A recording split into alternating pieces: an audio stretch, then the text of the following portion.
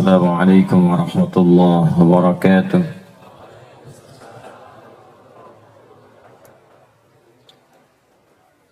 Alhamdulillahi rabbil alamin, alladhi hadana binuril islami fa asbahna muslimin, walladhi gharasa fi qulubina al-iman fa asbahna al-mu'minin, wa amarna bil ibadati linakuna minal muttaqin. Nahmaduka ya rabbal alamin kama 'allamtana an nahmadaka wa nashkuruka ya arhamar rahimin kama 'allamtana an nashkuraka. Antal muqaddim wa antal muakhir biyadikal khair innaka 'ala kulli syai'in qadir. Thumma as-salatu was-salamu 'ala sayyidil mursalin an-nabiyil karim الرسول الأمين سيدنا محمد وعلى آله وصحبه وأمته وذريته إلى يوم الدين. أما بعد فيا عباد الله أوصي نفسي وإياكم بتقوى الله فقد فاز المتقون فلا تموتن إلا وأنتم مسلمون. فقال تعالى يا أيها الذين آمنوا اتقوا الله حق تقاته ولا تموتن إلا وأنتم مسلمون. Hadirin sekalian jemaah salat subuh rahimani wa rahimakumullah, saudara-saudariku, alhamdulillah kita masih diberikan kesempatan untuk menjalani kehidupan di hari ini. Semoga hidup kita hari ini dibimbing dan diberkahi oleh Allah Subhanahu wa ta'ala. Dan semoga masa-masa yang telah kita lalui dalam beribadah diterima oleh Allah Subhanahu wa ta'ala. Semoga siapapun yang belum mendapat hidayah, belum berislam, bersyahadat sampai dengan subuh ini, diberikan petunjuk oleh Allah, baik dekat ataupun jauh, untuk segera ia bersyahadat sebelum ia wafat dan kembali kepada Allah Subhanahu wa ta'ala. Juga kita bermohon kepada Allah, semoga para pelaku maksiat, baik yang berada hadir di masjid ini ataupun di luar masjid ini, dekat ataupun jauh, diberikan petunjuk oleh Allah Subhanahu wa ta'ala, ditanamkan pada jiwanya supaya ia mau bertobat sebelum ia wafat dan kembali kepada Allah Subhanahu wa ta'ala. Alhamdulillah kita diberikan kesempatan untuk belajar menggali tuntunan dari syariat dinul Islam, yang di antara sekian amalan-amalan itu tafaqquh fid din, belajar mengaji, memperdalam syariat Islam, itu digolongkan langsung oleh Al-Quran ke dalam jihad fi sabilillah. Bahkan diserupakan dengan orang-orang yang langsung berjuang ke medan perang dalam kondisi tuntutan ada jihad di dalamnya. Bila tidak ditemukan tuntutan itu, maka tafaqquh fid din, mengaji, memenuhi majlis ilmu, mengikuti ta'lim, ta'allum, itu sejajar nilainya dengan jihad fi sabilillah. Itu ditemukan dalam Al-Quran surah ke-9 At-Taubah ayat 122. Allah berfirman, وَمَا كَانَ الْمُؤْمِنُونَ لِيَنْفِرُوا كَافَّةً فَلَوْلَا نَفَرَ مِنْ كُلِّ فِرْقَةٍ مِّنْهُمْ طَائِفَةٌ لِيَتَفَقَّهُوا فِي الدِّينِ وَلِيُنْذِرُوا قَوْمَهُمْ إِذَا رَجَعُوا إِلَيْهِمْ لَعَلَّهُمْ يَحْذَرُونَ. Dan tidak semestinya semua orang beriman yang imannya kuat itu. Jadi di Quran itu ada alladzina amanu, ada al-mu'minun, itu berbeda. Jadi ada amanu, yu'minun, mu'minun, itu lain. Alladzina amanu itu biasanya diungkapkan bagi orang yang baru beriman.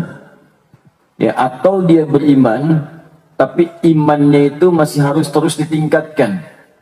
Ya, dia baru beriman, menyatakan muslim, ya, baru merasa punya iman, ada standar iman dalam jiwanya, ya, tapi iman itu belum mendorong dia untuk semangat menunaikan ibadah. Ya, kalau kita sekarang melihatnya di KTP-nya Islam, orangnya muslim, tapi sholatnya kadang masih agak terlambat-terlambat. Nah, itu ya ayyuhalladzina amanu panggilannya. Disebutkan 68 kali dalam Al-Quran. Karena itu didahului dengan ya, yaitu harfun nida, linida'il qarib wal mutawassit wal ba'id. Ya, huruf ya itu dalam ilmu nahwu itu termasuk huruf panggilan. Ada 14 jenis huruf panggilan. Ada a memanggil yang dekat, ada aya, ada ya, ada wa, ya. Tapi di Quran itu cuma disebutkan ya, disebutkan 361 kali dalam Al-Quran. Itu untuk memanggil yang dekat, yang menengah, khususnya yang jauh. Nah, jadi ketika huruf ya disandingkan dengan kalimat alladzina amanu, seakan-akan Allah menyeru kepada semua pemilik iman, sekalipun imannya belum mampu mendekatkan dia dengan Allah Subhanahu wa taala karena jarangnya dia menunaikan amal saleh. Dipanggil oleh Allah, ya 68 kali panggilan ini disebutkan dalam Al-Qur'an. Karena itu setelah ada kalimat ya ayyuhalladzina amanu, itu seringkali disusul dengan amal saleh. Ya ayyuhalladzina amanu kutiba alaikumusiyam. Ya ayyuhalladzina amanu aufu bil 'uqud. Ya ayyuhalladzina amanu la yaskhar qaumin qaum. Kenapa setelah kalimat alladzina amanu terletak amal saleh? Supaya dengan amal saleh itu meningkat kualitas imannya sehingga merasa lebih dekat dengan Allah Subhanahu wa taala. Nah, kalau sudah konsisten menunaikan amal solehnya, terus naik, terus naik, terus naik, maka nanti kalimatnya berubah dari fi'il madhi menjadi mudhari'. Yu'minun. Amanu jadi yu'minun. Beda antara amanu dengan yu'minun. Karena itu kalau dia sudah yu'minun, naik derajat. Pindah nanti. Dari posisi amanu, yu'minun. Semakin dia meningkat terus, maka nanti perpindahannya akan menghasilkan kualitas yang baru disebut dengan takwa. Ya, orang yang disebut dengan taqi. Taqi itu bentuk tunggalnya. Nabi Yahya alaihissalam disebut oleh Allah dengan pribadi yang taqi. Ya, Quran surah ke-19 Maryam, ya, dari ayat 11 sampai 15-nya. Ya Yahya khudhil kitaba biquwwah wa atainahu al-hukma sabiyya wa hananan min ladunna wa zakata wa kana taqiyya. Satu orang taqi, ya, Hanan at-taqi. Hanan, satu orang yang bertakwa, kan? Baik, kalau jama' namanya muttaqin. Orang-orang yang banyak takwanya, banyak bertakwa kepada Allah, jamaknya muttaqin. Karena itu kalimat yu'minun itu sering kemudian disandingkan dengan kalimat muttaqin. Karena naik level. Ya dzalikal kitabu la raiba fi hudal lil muttaqin. Siapa muttaqin itu? Ayat 3-nya. Alladzina yu'minuna bil ghaib. Ingat, ada alladzina amanu, ada alladzina yu'minun. Beda antara muttaqin itu dengan yu'minun. Ya, beda antara muttaqin itu dengan amanu. Beda antara amanu dengan yu'minun. Kalau amanu baru merasa beriman, dilatih dengan amal soleh. Dari amal soleh itu melahirkan takwa, jadilah yu'minun. Makanya setelah kita diminta puasa, kan ya ayyuhalladzina amanu, Al-Baqarah 183. Kutiba alaikumusiyam, latih dengan puasa. Kama kutiba alal ladzina min qablikum la'allakum tattaqun, jadilah kemudian dapat takwa. Setelah jadi takwa, jadi muttaqin. Ciri orang muttaqin terus dia meningkatkan imannya. Dalam bahasa Arab, sesuatu yang diteruskan, continue, tanpa batas ke depannya. Itu menggunakan fi'il mudhari. Cirinya pakai ya, atau hamzah, atau nun, atau ta di awal huruf kalimatnya. Disingkat dengan anita. Hamzah, nun, ya, ta. Jika dalam bahasa Arab ada anita di kalimatnya, di awal katanya, maka ini menunjuk maknanya mudhari. Dalam bahasa Inggris punya 3 arti. Present, continuous, future. Sekarang terus berlangsung dan sampai kapanpun konsisten dia mengerjakan itu. Kalau menunjuk jamak, tambahkan un di ujungnya. Un. Yu'minu, satu orang. Orang yang terus meningkatkan imannya. Konsisten. Tambah un di ujungnya, banyak orangnya. Alladzina yu'minun. Karena alladzina bentuknya jama' disebutkan 1080 kali dalam Al-Quran, maka pasangannya tambah un di ujungnya. Alladzina yu'minuna. Alladzi yu'minu. Alladzina yu'minuna. Jadi kalau orang-orang itu sudah konsisten menjaga imannya, maka dia akan konsisten dalam ibadahnya. Makanya orang yu'minun itu konsisten mengerjakan ibadah. Kalau masih amanu, subuh, ya tepat waktu. Zuhur terlambat 1 jam. Zuhur 1 jam, asar terlambat 1 jam setengah. Maghribnya nunggu dekat ke Isya supaya cepat Isyanya ditunaikan. Nah, itu masih aman tuh. Tapi kalau Anda sudah mulai naik, bahkan bukan cuma sholatnya, infak sudah mulai senang. Tadinya masih nanya-nanya kan, putar-putar nih kotak infak mau mobil-mobilan gitu kan, lewat.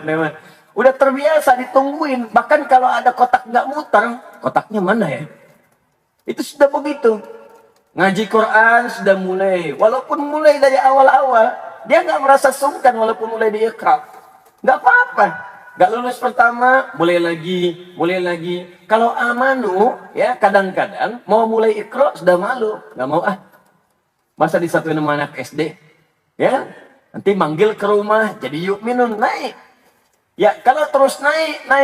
Makanya kalau amanu biasanya sekali amalan. Tapi kalau yu'minun itu banyak amalan.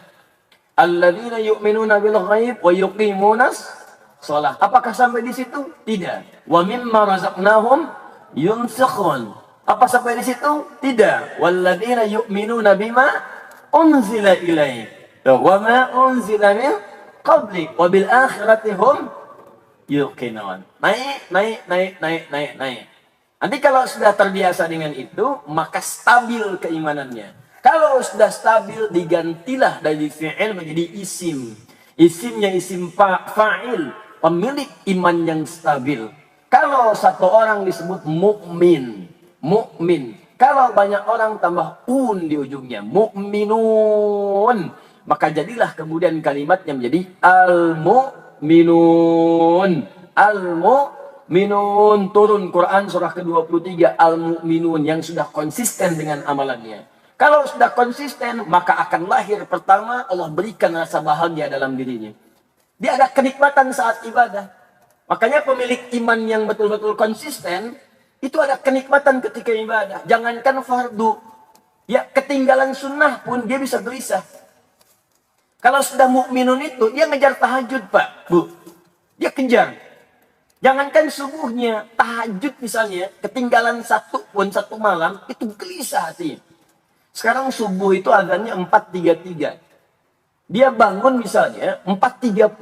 Padahal belum subuh, 3 menit lagi subuh. Itu karena biasa dia tahajud, itu penyesalannya tinggi. Ya Allah, terlambat saya Allah. Karena biasa dia bangun itu jam 3.34. Bangun, tahajud dulu. Itu akan ada perasaan seperti itu. Dulu biasa nunggu Ramadan. Ya, bahkan kalau masih amanu, Ramadan sudah dekat sepekan, itu bahasanya lain. Kok cepat amat ya? Kalau sudah yu'minun, dia tanya-tanya. Tapi kalau sudah mu'minun, Allahu Akbar. Baru selesai Ramadan, ya Allah. Mudah-mudahan ketemu lagi yang akan datang, ya Allah. Percepat datangnya, ya Allah. Itu mu'minun. Nah, kalau sudah merasakan kenikmatan itu, sesuatu yang terasa nikmat yang mendatangkan kesuksesan disebut falah namanya. Falahun.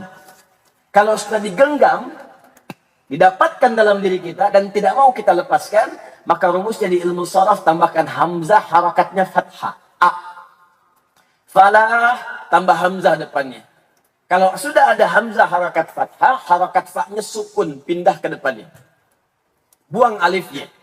Alif yang kata falah, setelah lam buang alifnya karena ada hamzah di depannya. Maka berubah kalimat menjadi aflah. Aflah. Aflah.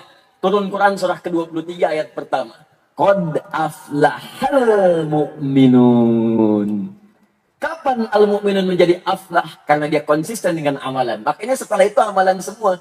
Alladzina hum fi salatihim khashi'un. Kalau amanu tadi baru salat. Yu'minun konsisten salat. Tapi mu'minun khusyuk salatnya.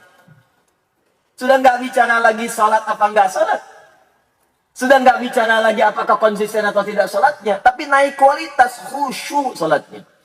Ya alladzina hum lizzakati fa'ilun walladzina hum 'anil lagwi mu'ridun sampai ala furujihim yuhafizun sampai ujungnya. Maka orang seperti ini kata Allah, sudah dia itu kalau sudah mukminun itu seperti pewaris surga Firdaus yang jalan-jalan di bumi.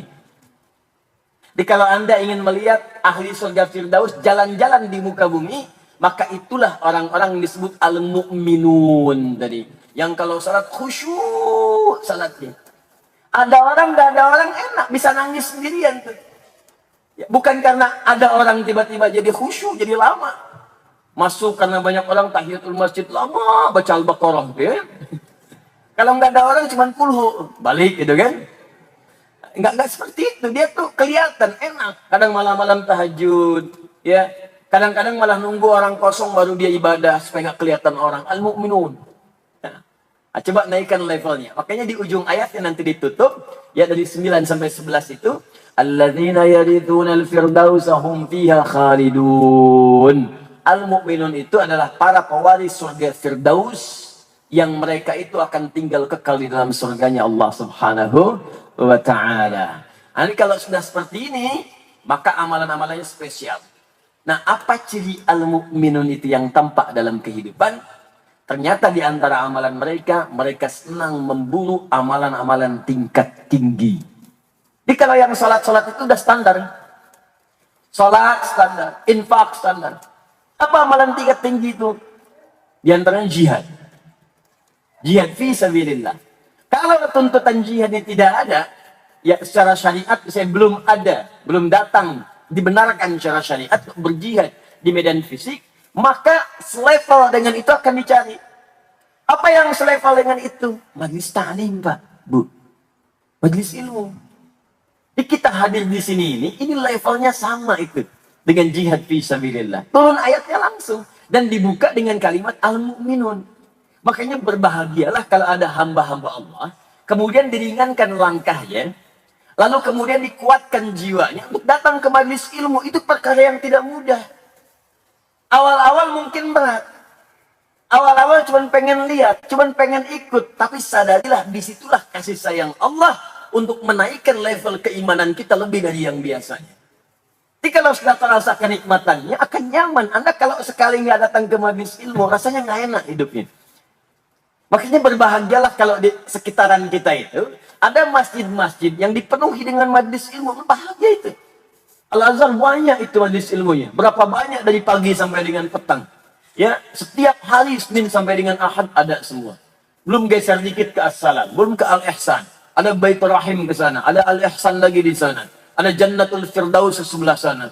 Hampir semua majelis ilmu. Jadi kalau Allah sudah menebarkan sekitar kita kebaikan, dan belum juga Anda pengen menepatinya, belum juga Anda ingin mendatanginya, maka dengan cara apa lagi Allah mesti mengangkat iman Anda sampai ke level yang paling tinggi. Jadi kalau Anda tidak menjadi orang baik, bukan Allah yang pengen, Anda sendiri yang tidak memutuskannya. Nah, ketika Anda hadir di dalamnya, kata Allah, ini berita baik. Ya, falaula nafara min kulli firqatin minhum ta'ifa liyatafaqahu fid din. Kalau sudah datang ke majlis ilmu itu, maka tingkatkan kualitas imanmu dengan mencari majlis-majlis yang memahamkan engkau tentang agamamu. Jadi tidak semua majlis itu disebut dengan majlis jihad, tidak. Kecuali yang membuat kita paham dengan agama, sehingga dengan pemahaman itu bisa kita amalkan dalam kehidupan. Baik formal atau tidak formal. Formal itu seperti kampus, sekolah. Dari mulai SD, SMP, SMA. Ibu cari sekolah yang ibu investasikan anak-anak ibu itu langsung naik level ke tingkat keimanan tertinggi. Dan itu investasi tinggi, Pak. Antum dapat pahala banyak di situ. Kenapa enggak Anda masukkan ke sekolah-sekolah yang diajarkan di situ, teman-teman sekalian? Fikih sholat yang bagus, hafalan Quran yang bagus, matematika belajar juga, fisika belajar juga, kimia belajar juga, tapi sholat dia belajar, menghafal Quran juga, itu yang paling bagus. Makanya ketika lulus, bukan cuma lulus sebagai seorang mahasiswa, tapi lulus langsung sebagai seorang mukminun di hadapan Allah Subhanahu wa taala. Jadi ketika dia mengamalkan apa yang dia kerjakan itu, yang dia pelajari, Anda dapat bagian pahalanya. Kalau cuma masalah umum saja, yang tidak beriman pun, yang belum beriman bisa mengerjakan itu. Lantas apa bedanya anak Anda dengan anak orang lain di hadapan Allah Subhanahu wa taala? Itu poinnya. Nah, jadi mohon izin ya, tidak semua tempat itu bisa disebut dengan majlis tafaqquh. Sepanjang tidak memahamkan kita dengan agama. Yang justru yang membuat kita jauh dari agama, itu yang dijauhi. Jangan sampai rusak iman kita. Termasuk menyekolahkan anak-anak yang di situ bisa merusak iman, itu yang bahaya. Sudah tahu zina itu, ya hubungan seksual di luar nikah itu udah pasti salah. Ya tiba-tiba jadi benar misalnya. Ya, saya kan katakan anak SD aja tahu hubungan di luar nikah itu haram hukumnya anak SD. Anda sekolah sampai tinggi-tinggi sampai S3 masih belum tahu juga. Ya, mau tingkat sampai tingkat berapa lagi itu? Ya. Nah, jadi tapi kalau Anda masukkan ke tempat-tempat seperti itu, mendapati lingkungan yang demikian, itu merusak iman Anda, haram hukumnya. Ya, haram hukumnya. Termasuk majlis ilmu yang tidak mendekatkan diri Anda kepada Allah Subhanahu wa taala. Anda ngaji di tempat yang mengatakan semua agama sama, menuju pada Tuhan yang sama, cuman caranya beda-beda, merusak iman Anda, haram hukumnya. Ya, bukan jihad namanya, bunuh diri namanya. Bunuh iman. Ya, jelas ya? Dan berita baiknya, kalau wafat orang ini saat sedang mengaji, maka tadi dibacakan oleh imam kita di rakaat yang kedua tadi. Ya, beliau baca sampai ayat 172. Baca dari ayat 169-nya.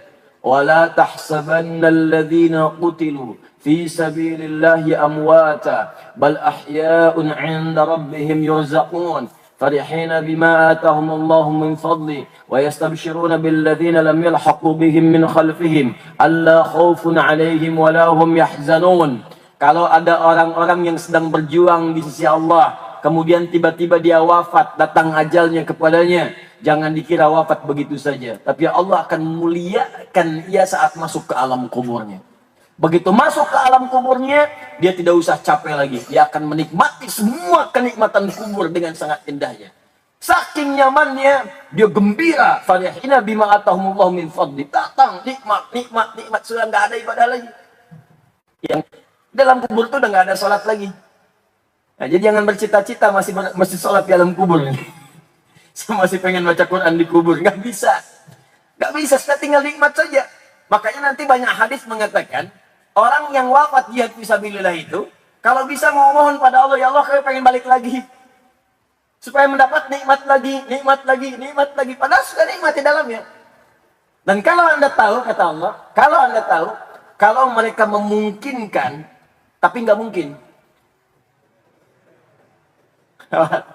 Ya ini ada bahasanya ada. Kalau mereka memungkinkan, tapi nggak mungkin. Mereka akan datang kepada ahlinya, keluarganya, temannya, kerabatnya, dan menyampaikan, hei, kamu nggak usah sedih.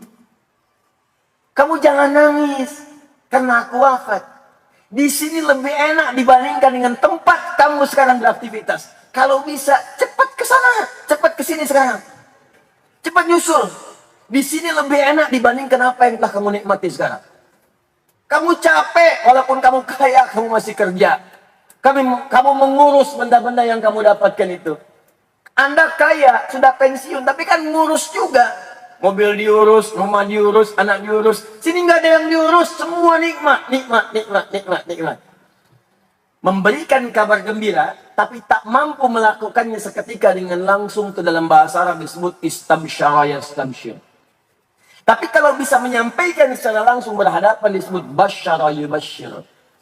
Makanya Nabi Muhammad SAW ketika masih hidup dan diberi perintah oleh Allah untuk menyampaikan kabar gembira supaya umatnya masuk surga, kerjakan amalan ini. Kalimatnya menggunakan basyara. Buka Quran surah kedua ayat 25, paling kanan sebelah atas. Ya, wa basyiril ladzina amanu wa 'amilus shalihat anna lahum jannatin tajri min tahtihal anhar. Kata Allah Muhammad SAW, kabarkan berita gembira kepada umatmu. Pada sahabat-sahabatmu dulu yang masih hidup. Beliau masih hidup. Ya, kalau mereka mau beriman dan menjadikan iman itu membimbing mereka beramal soleh, saya siapkan surga untuk mereka. Nabinya masih hidup. Tapi ketika masuk ke alam kuburnya, kita masuk ke alam kubur, wafat kita di dalamnya, kata Allah, para pejuang fi sabilillah itu wafat diberikan kenikmatan. Alhamdulillah. Kalau dia mampu mengabarkan nikmatnya, dia akan sampaikan pada kawannya, kerabatnya, keluarganya. Jangan nangis, mah. Jangan sedih, Pak. Anak-anakku jangan nangis, jangan sedih. Teman-teman, jangan sedih karena aku pergi. Aku di sini nikmat. Wa yastabshiruna billadzina lam yalhaqu bihim. Yastabshiru, bukan basyar. Kalau dia mampu, dia akan sampaikan. Cuman dia nggak bisa sampaikan. Makanya Allah yang memberitakan kepada kita semua. Kalau nggak percaya, nanti wafat aja ya. Kalau tiba ajalnya, nanti akan kelihatan tuh. Akan kelihatan. Dan kita nggak bisa memilih untuk cepat wafat karena sudah ada ajalnya. Makanya bunuh diri, nggak ada kerjaan. Nggak ada kerjaan. Minum baygon misalnya, ya satu baskom. Kalau belum tiba waktunya, ya nggak akan meninggal juga. Ya, jelas ya? Karena itu berbahagialah kita ada di sini dan mari kita kuatkan kualitas ta'lim kita dengan mempelajari adab-adabnya sehingga kualitasnya naik derajat di sisi Allah sebagai jihad fi sabilillah insyaallah. Dengan itu wasilahnya kita belajar mengaji. Sekarang kita teruskan ke halaman 14 ya, melanjutkan pertemuan yang lalu dari kitab Adabul Alim wal Muta'allim karya Syekh Muhammad bin Hashim Al-Ash'ari. Tahaddatsu Syekh Muhammad bin Hashim Al-Ash'ari yang mendirikan Nahdlatul Ulama tanggal 31 Januari tahun 1926. Ini adalah adab yang sudah melekat pada seluruh ulama-ulama sampai dengan ke ulama salaf sampai ke sahabat yang belajar dengan Nabi sallallahu alaihi wasallam. Jadi sebelum belajar ilmu itu mereka semua belajar adab. Dari pelajaran adab itu kemudian menuliskan di kitab-kitabnya lalu menyampaikan kepada kita. Ini penting saya ingatkan untuk menguatkan. Karena banyak pelajar sekarang belum selesai adab, sudah masuk ke materi. Sehingga banyak orang yang belajar ilmu tanpa adab. Akhirnya begitu mengamalkan, adabnya hilang. Ya betul memang Pak, betul ketentuan tahiyatul masjid. Orang masuk masjid mau itikaf, salat 2 rakaat. Betul. Tapi jangan sampai orang belum tahu, lantas Anda marahi. Ya, orang belum tahu itu diberitahu, bukan dimarahi. Betul memang merapatkan saf itu bagus. Memang itu harusnya begitu sunnahnya. Tapi kalau Anda ingin berikan kepada orang lain pengetahuannya, maka sampaikan dengan adabnya. Kadang-kadang betul, tapi adabnya tidak ada. Akhirnya yang terjadi perselisihan. Dan itu melahirkan musibah yang lebih besar dibandingkan dengan pengetahuan itu sendiri. Karena itu Al-Imam An-Nawawi sebelum menulis Al-Arba'in An-Nawawiyah, itu menulis At-Tibyan fi Adab Hamalatil Quran. Itu kitab adab. Baru menulis Al-Arba'in 42 hadis, baru Riyadhus Shalihin 1896 hadis, sampai nanti terus ya, sampai ke Syarah Sahih Muslim 9 jilid itu. Nah, ini teman-teman At-Tibyan belum belajar sudah masuk Al-Arba'in. Yang paling dahsyat Al-Arba'in belum belajar sudah Riyadhus Shalihin. Nah, itu kadang bagian-bagiannya yang kadang-kadang terlewati. Sehingga memang betul Al-Arba'in hafal tapi adabnya hilang. Hilang. Jangankan pada murid, pada ustadz-ustadz pun tidak ada adab di situ. Itu yang jadi persoalan. Karena itu ayo kita teruskan halaman 14 insyaallah di kitab Adabul Alim wal Muta'allim.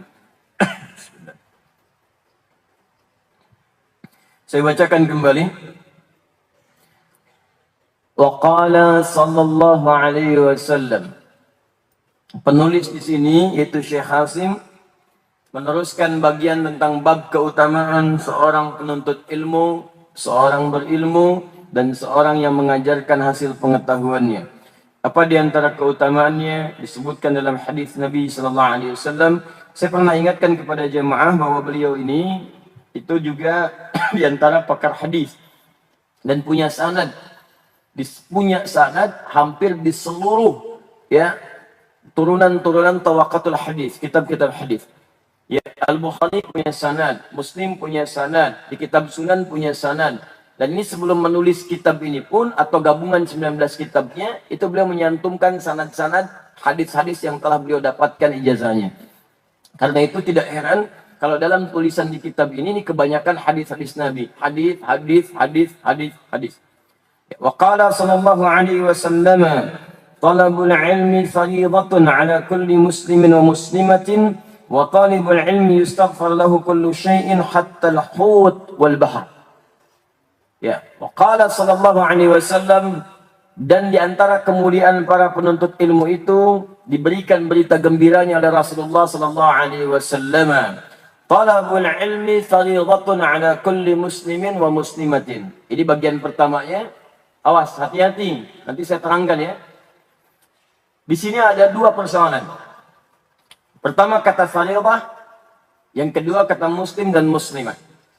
Ya, talabul ilmi fardhatun ala kulli muslim. Itu yang didapatkan di kitab hadis. Kemudian di sini ada tambahan wa muslimatin. Ya, satu kata fardhah, yang kedua kata muslimah.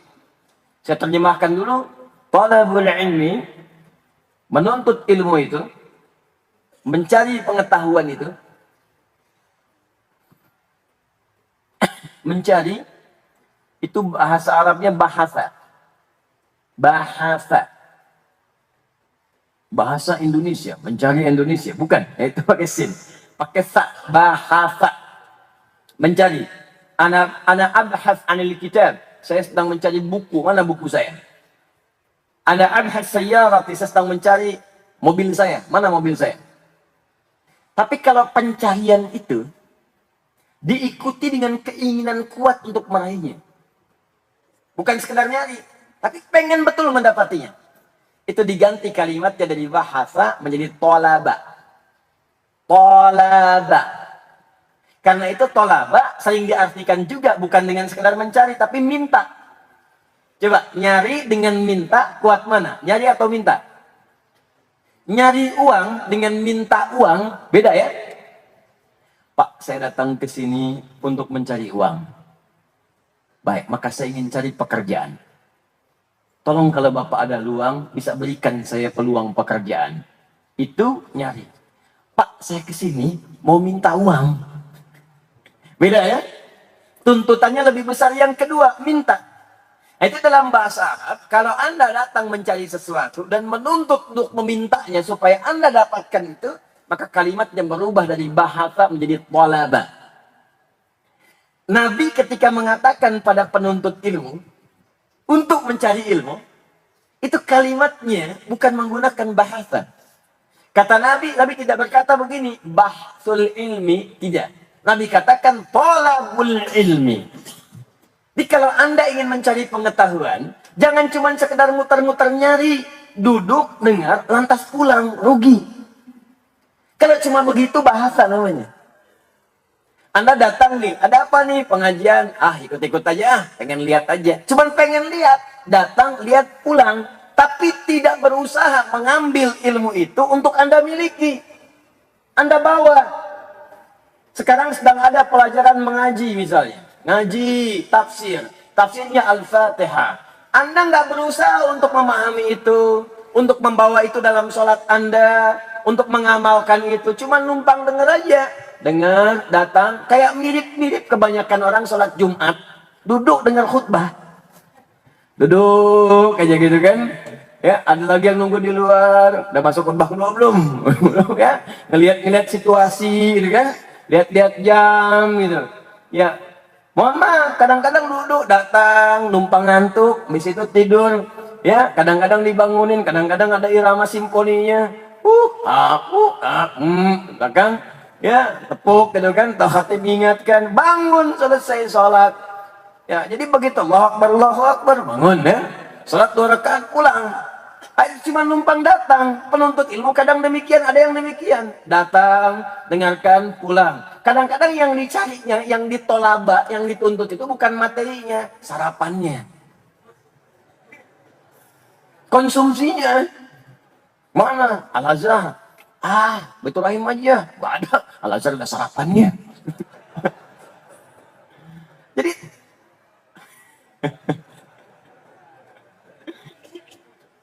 jadi datang ke majelis ilmu itu nyambi. Tujuan utamanya yaitu posisi mendekatkan prestasi, geser-geser dikit ke meja prasmanan gitu ya. Emang dari malam tuh tujuannya itu yang dicari. Nah itu salah sih enggak salah. Dosa juga enggak. Cuma itu tidak masuk dalam kategori tolaba yang disebutkan di hadis ini. Makanya kata Nabi kalau mau belajar ke majelis ilmu jangan nanggung. Rencanakan dari awal. Makanya nanti ada perangkat bagaimana supaya ilmu itu bisa kita dapatkan. Tolaba, cari, dapatkan, ambil.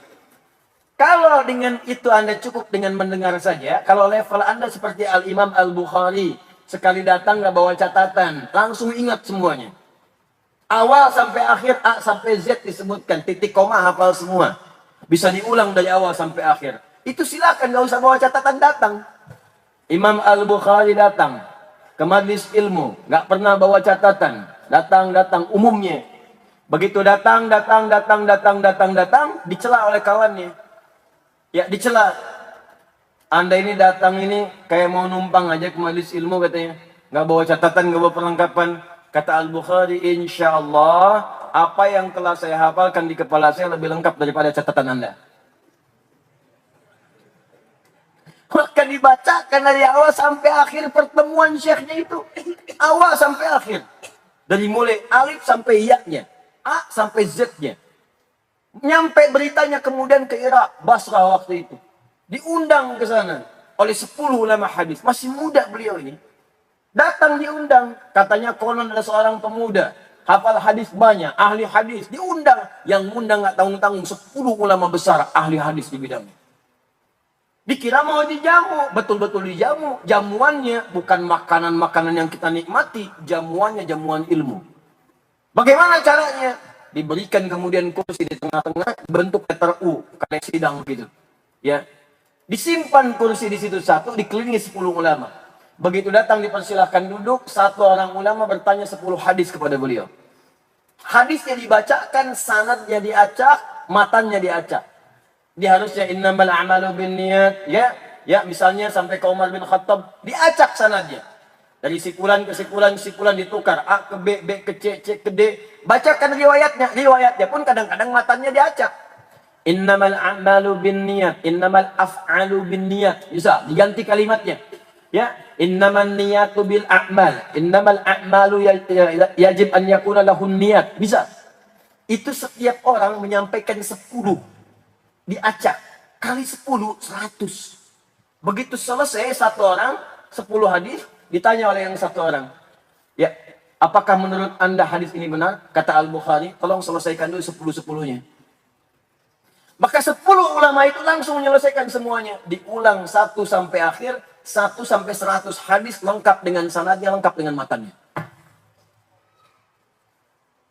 Nah, jadi kalau teman-teman seperti Imam Al-Bukhari, boleh nggak bawa catatan? Datang aja masuk. Nih saya bacakan ya, ulang nih. Sautus safiril bulbuli, hayyaja qalbi thamili, al-ma'u wa zahru ma'a zahri lahzul muqali.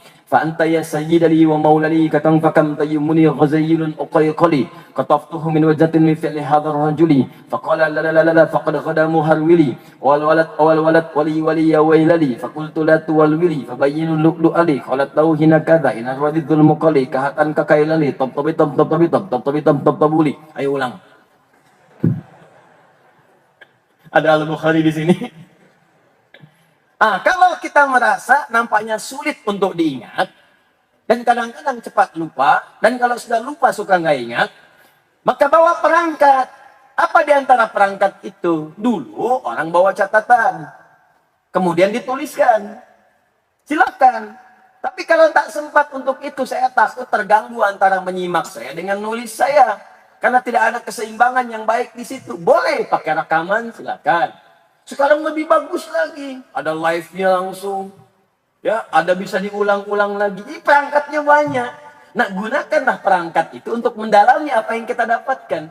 Jadi kalau Anda memang benar-benar berniat untuk belajar, maka sifatnya kata Nabi bukan bahasa, tapi tolaba. Tolabul ilmi. Ini satu.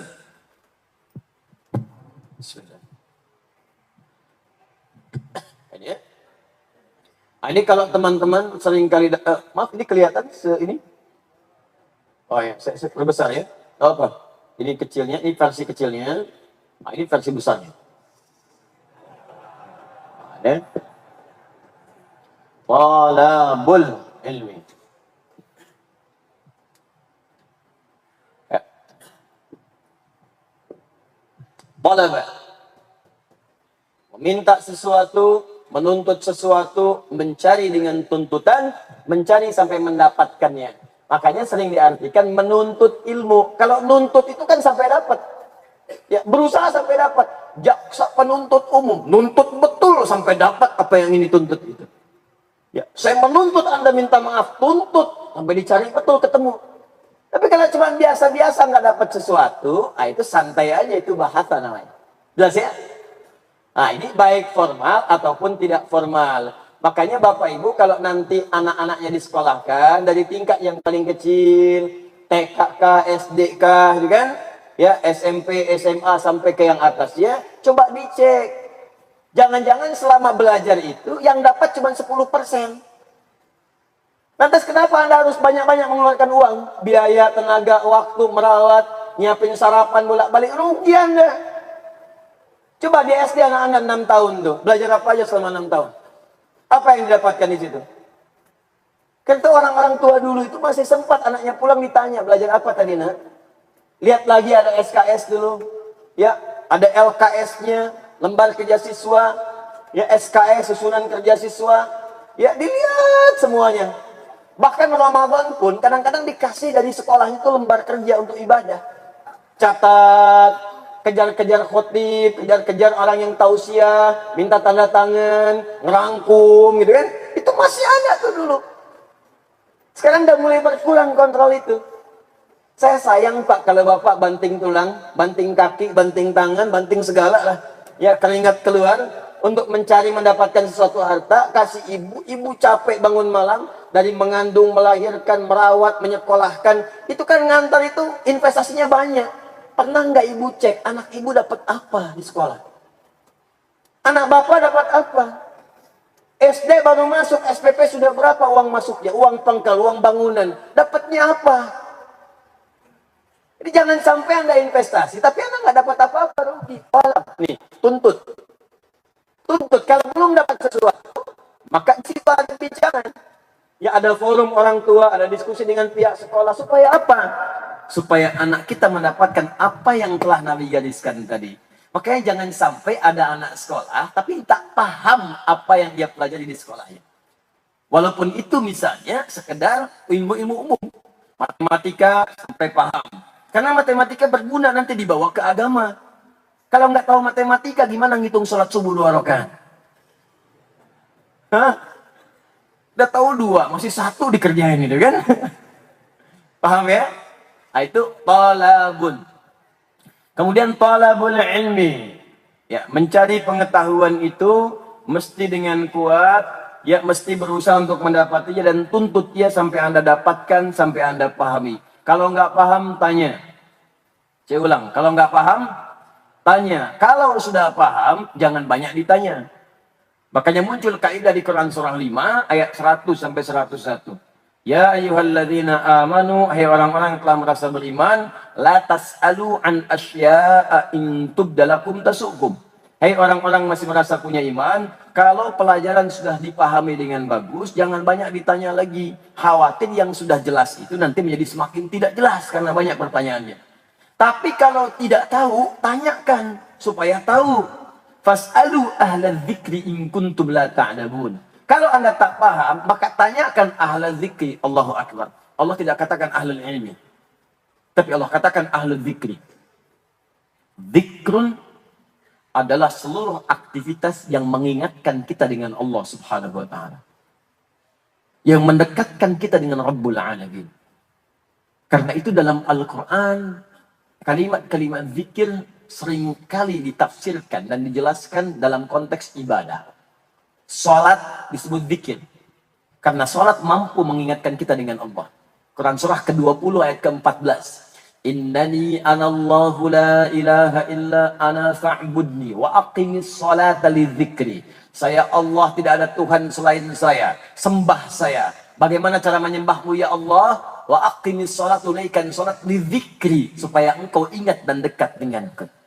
Doa itu zikir. Makanya saat berdoa kita merasa dekat dengan Allah Subhanahu wa taala. Quran surah 7 ayat ke-205.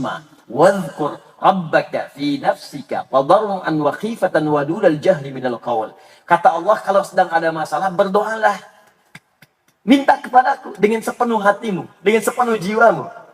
Dengan khusyuk penuh harap minta kepada Allah. Ya, Anda pasca salat berzikir. Subhanallah, subhanallah, alhamdulillah, alhamdulillah, Allahu akbar, Allahu akbar. Itu zikir. Kenapa disebut zikir? Karena mampu mendekatkan kita dengan Allah. Turun Quran surah keempat ayat 103. Fa'idha qadaitumus salata fadhkurullaha. Kalau Anda telah selesai menunaikan salat, segera berzikir kepada Allah Subhanahu wa taala. Baca Quran. Baca Quran itu zikir. Turun Quran surah ke-15 ayat 9. Inna nahnu nazzalna dzikra wa inna lahu lahafizun. Kami yang telah turunkan Al-Quran sebagai zikir. Makanya ketika Anda sedang baca Quran, keadaan Anda merasa dekat dengan Allah. Jangankan baca, dibacakan Quran, dengar bacaan Quran. Ada tahrim dari Syed Al-Azhar. Pagi-pagi baca di sini tilawah. Terdengar suaranya oleh kita. Kita merasa beda suasana hati kita. Ada frekuensi yang lain seakan merasa lebih dekat dengan Allah. Quran surah ke-8 ayat kedua. Innamal mu'minuna alladzina idza dzukirallahu wajilat qulubuhum wa idza tuliyat 'alaihim ayatuhu zadatuhum imana wa 'ala rabbihim yatawakkalun. Orang beriman itu kalau mendengar disebutkan nama Allah ada getaran dalam jiwanya. Allahu akbar, Allahu akbar, adzan, ada getaran di jiwa. Ya Allah sudah adzan. Sudah adzan. Ya, zadatuhum imana. Wa idza tuliyat 'alaihim ayatuhu, kalau dibacakan kepadanya ayat-ayat Allah, bukan sekedar baca, baru dengar ayat-ayat Allah, apa yang terjadi? Zadatum imana wa 'ala rabbihim yatawakkalun. Bertambah imannya dan semakin dekat hubungannya dengan Allah Subhanahu wa taala. Bahkan ada yang saking dekatnya, itu semua aktivitas zikir. Keluar dari masjid itu sambil jalan, Allah ya Allah ya Allah ya Allah ya Rahman ya Rahim ya Malik ya Kudus, subhanallah, astagfirullah, astagfirullah, astagfirullah. Setiap tempat jalan, duduk, bahkan berbaring, dia zikir kepada Allah. Masya Allah. Maka turun dari situ Quran, misalnya surah ketiga Ali Imran dari ayat 190 sampai 191 itu. Inna fi khalqis samawati wal ardi wa ikhtilafil laili wan nahari la ayatin li ulil albab. Siapa mereka? Alladzina yadhkuruna Allah qiyaman wa qu'udan wa 'ala junubihim. Zikir. Zikir, zikir, zikir. Kalau Anda tidak tahu, maka cari kemudian ulama yang bisa memberikan pengetahuan, yang dengan pengetahuan itu Anda dekat dengan Allah. Membuat Anda lebih dekat. Makanya kalau mau konsultasi, jangan cari orang pintar.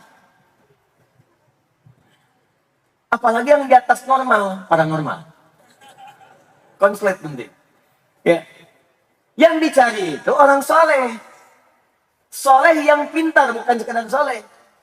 Ya, soleh nanti banyak ditemukan di masjid, yang ke masjid. Tapi bukan berarti semua yang di masjid itu paham agama.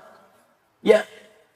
Tidak, cari juga yang paham dan dia soleh, mampu mendekatkan Anda dengan Allah. Jadi kalau Anda konsultasi, dijawabnya tuh diminta meningkatkan ibadah, minta sholat. Ustadz, saya mau tobat Ustadz. Kenapa Pak? Saya itu punya kecenderungan, suka dengan sesama jenis. Baik, innalillahi wa inna ilaihi raji'un. Setiap manusia itu barangkali punya berbuat salah.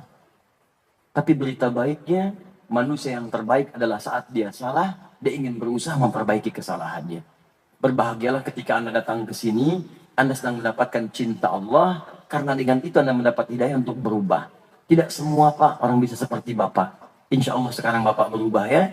Yuk sekarang, ayo kita belajar pelan-pelan. Banyak istighfar dulu, tobat dulu, kenali hikmah kehidupan. Sekarang begini Pak, apa Bapak mau kalau ibu Bapak berhubungan dengan sesama ibu-ibu lain? Apa Bapak mau kalau Bapak, ayahanda Bapak itu berhubungan dengan pria-pria lain dan itu di hadapan Bapak? Bapak ridho nggak? Kira-kira kalau bapaknya Bapak nih berhubungan dengan Bapak lain, ada nggak Bapak sekarang? Kadang-kadang pada orang-orang demikian gak harus banyak pakai dalil. Itu yang bikin disertasi kemarin itu, ya, yang katanya hubungan seks di luar nikah itu boleh, tanyakan kepadanya. Kalau ada dengan anak perempuan Anda berhubungan seks, Anda ridho nggak? Ridho nggak Anda? Tanyakan begitu. Kalau anak perempuan Anda disetubuhi oleh orang lain, dizinahi oleh orang lain, ridho nggak Anda itu? Yakin saya demi Allah, saya kata. Yakin saya, hati kecil akan mengatakan jangan. Kalau anak Anda berhubungan seksual di luar nikah, ridho nggak? Istri Anda, ibu Anda, dan sebagainya, ridho nggak? Tanyakan pada istrinya, kalau dia mengatakan itu, tanyakan pada istrinya, mau nggak istrinya begitu? Nggak akan mungkin, karena fitrah itu nggak akan bisa ditolak. Paham ya? Jadi kadang-kadang mesti ada peluang-peluang untuk mendapati itu. Makanya kalau konsultasi pada yang memberikan solusi, jangan datang pada yang menghadirkan masalah. Saya punya Pak, kecenderungan senang sama jenis. Oh nggak apa-apa Pak, itu memang fitrahnya Bapak begitu. Bapak masuk aja komunitas homo. Itu bahaya, karena ada yang begitu. Ada bahkan dibela. Nyampe demo, mau masukin undang-undang, bikin festival. Itu yang berbahaya. Ya kan jelas dalam fikih juga, makanya orang-orang laki-laki yang melambai itu nggak bisa jadi imam dalam sholat. Khawatir bubar. Allah. Habislah kemudian sholatnya. Bismillahirrahmanirrahim. Habis hukum semua. Fas'alu ahla dzikri in kuntum la ta'lamun. Jelas ya?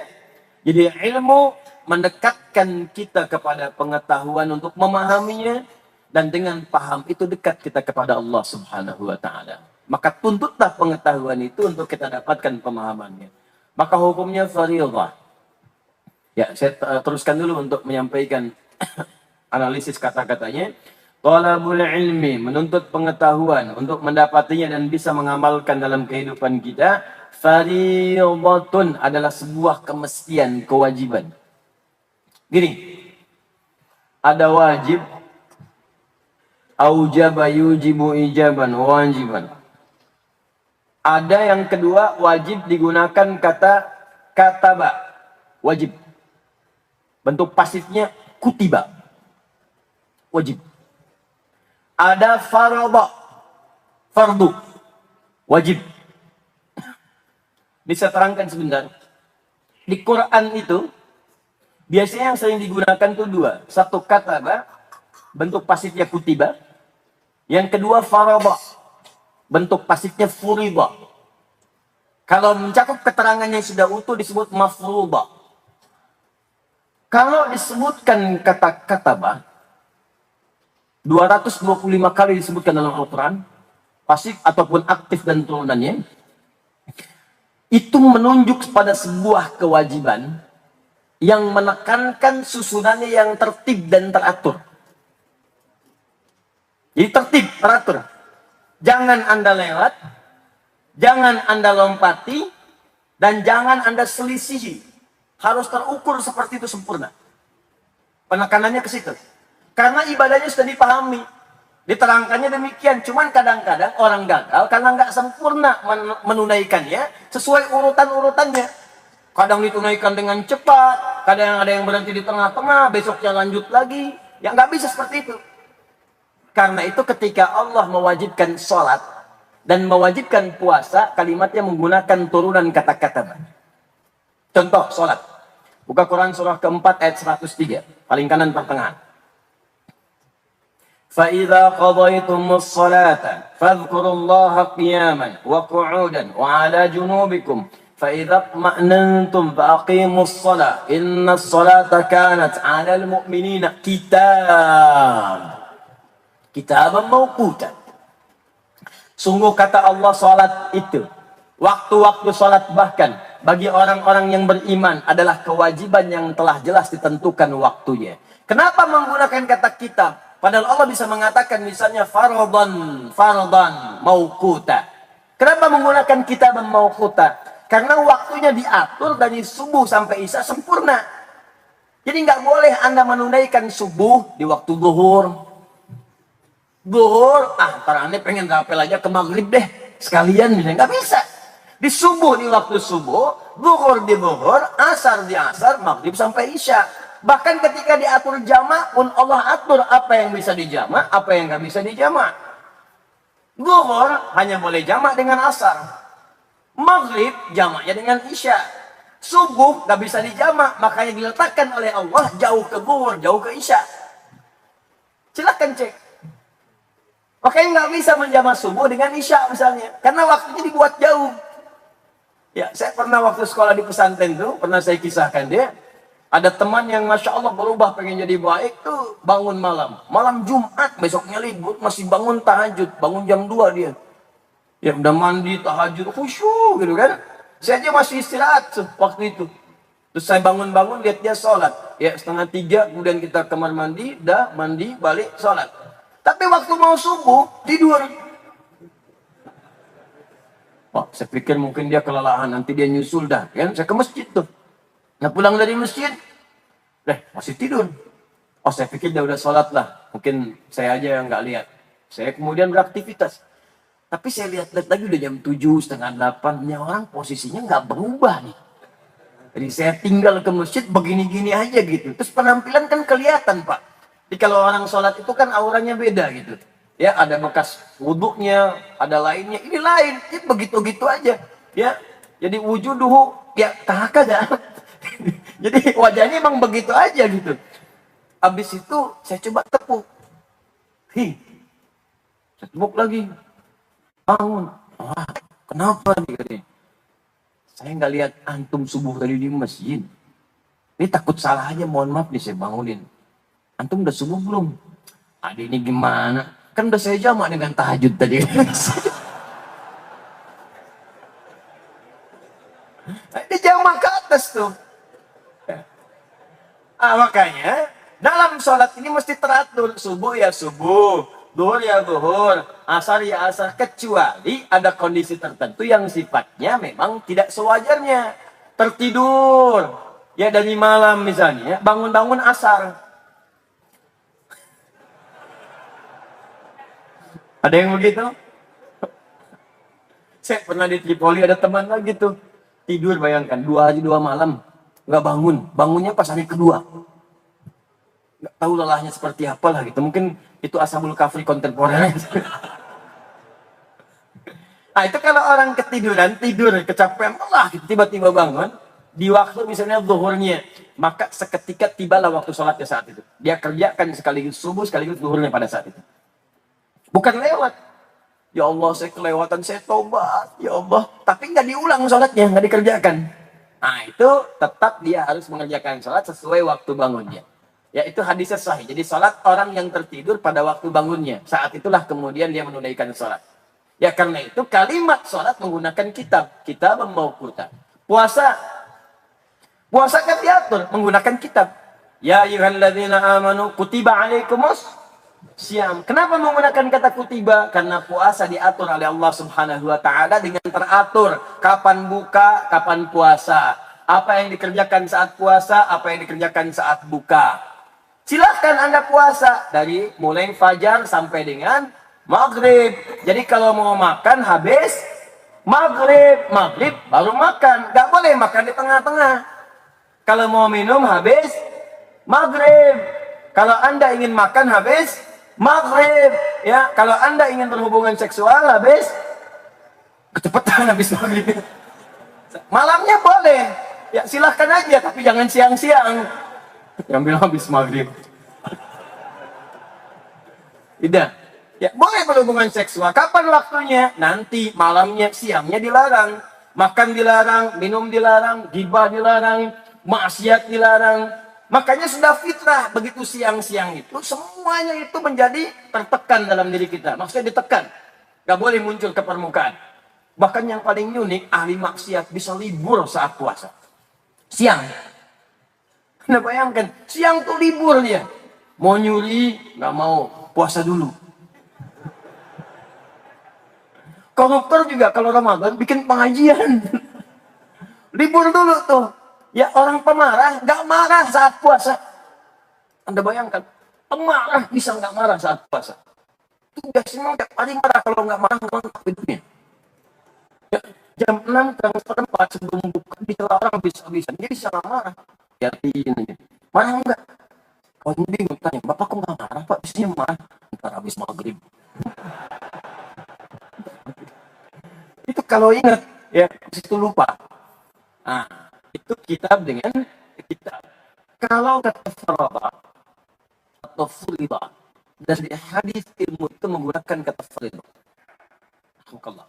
Talabul ilmi faridatun. Kenapa bukan kitab? Kenapa bukan maktub, tapi faridatun? Kalau kata faridah, furidah, faridah, mafrudah itu muncul dalam Al-Quran dan Hadis, maka umumnya menunjuk pada kewajiban yang terkait dengan hukum fikih. Kewajiban yang terkait dengan hukum fikih. Prakteknya ibadah.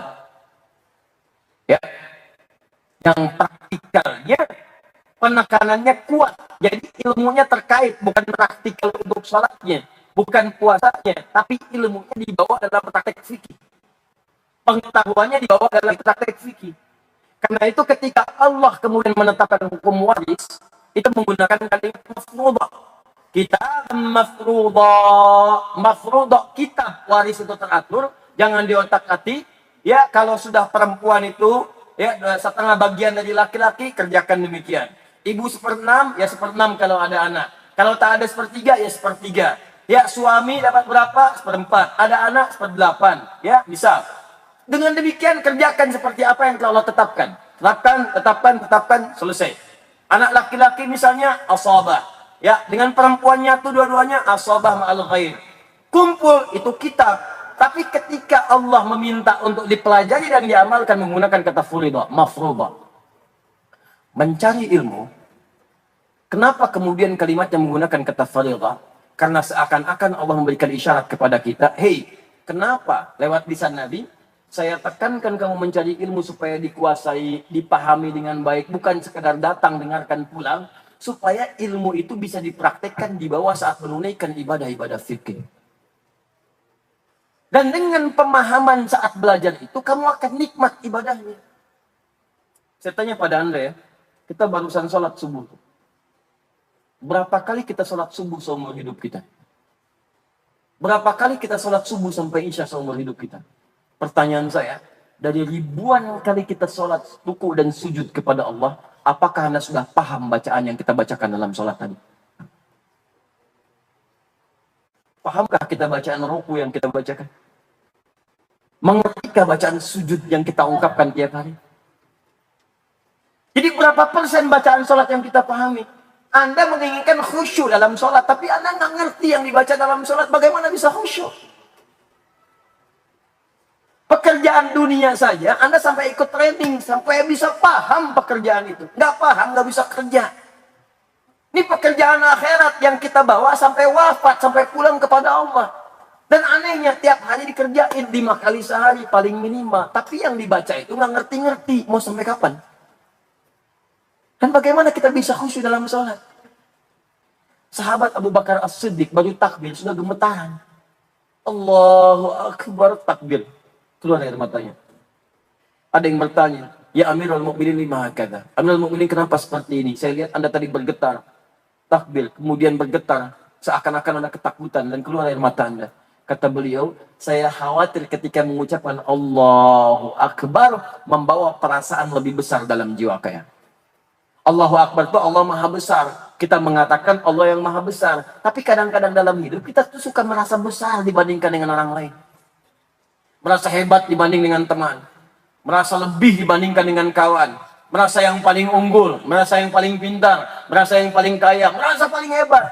Abu Bakar itu takut dalam sholat pun dipandang merasa yang paling khusyuk dibanding yang lainnya.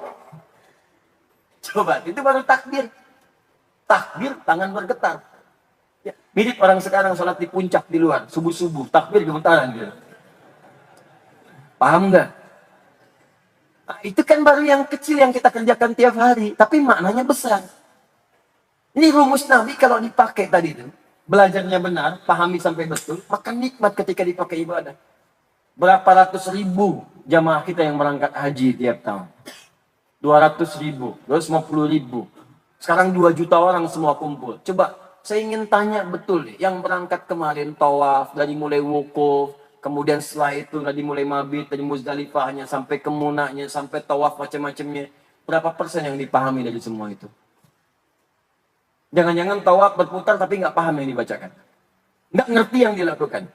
Bagaimana bisa mendapatkan mabrur kalau jalan untuk mabrur itu pun tidak kita pahami dengan baik?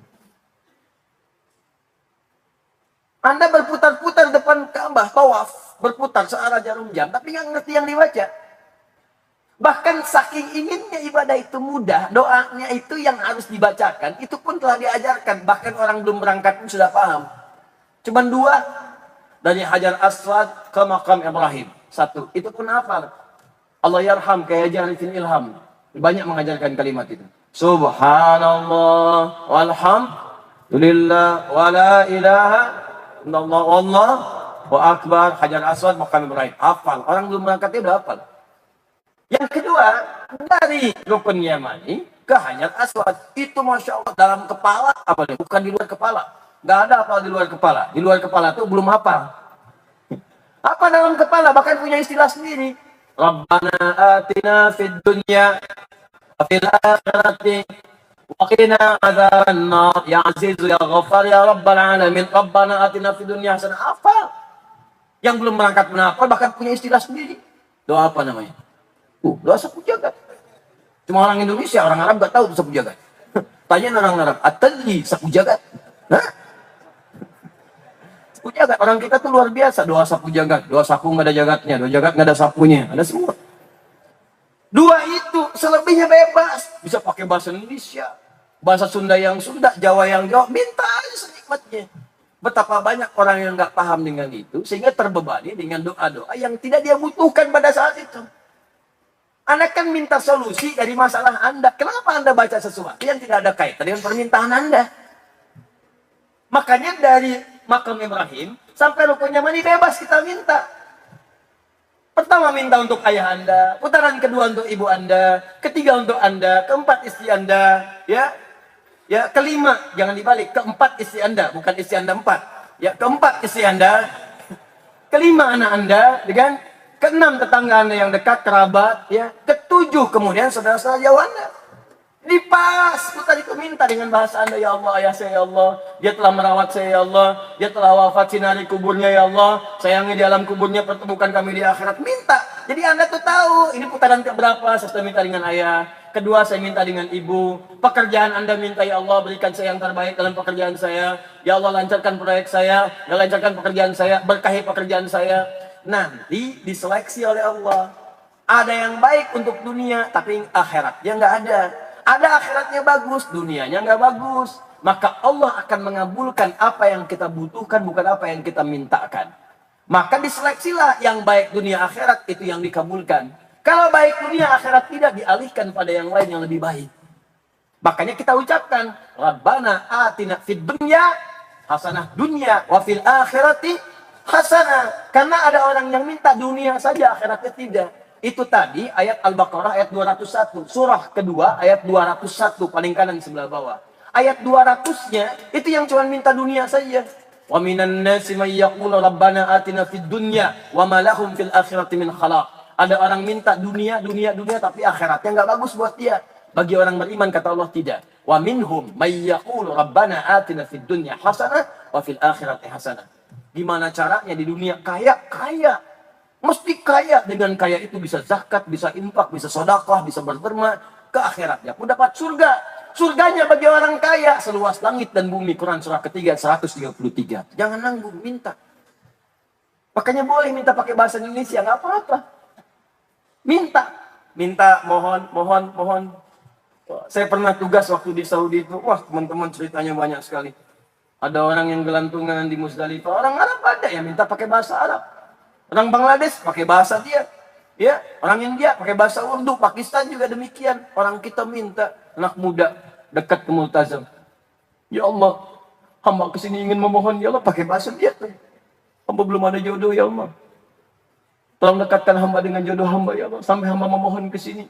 Tiba-tiba datang seorang perempuan, samping, tinggi, hidungnya mancung, putih. Itu langsung dikasih contoh, kayak gini ya Allah.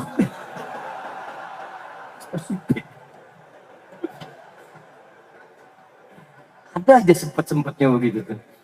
Tapi benar Pak, pulang-pulang dia nikah. Pulang-pulang nikah, Bu. Walaupun bukan dengan yang tadi. Jalanin.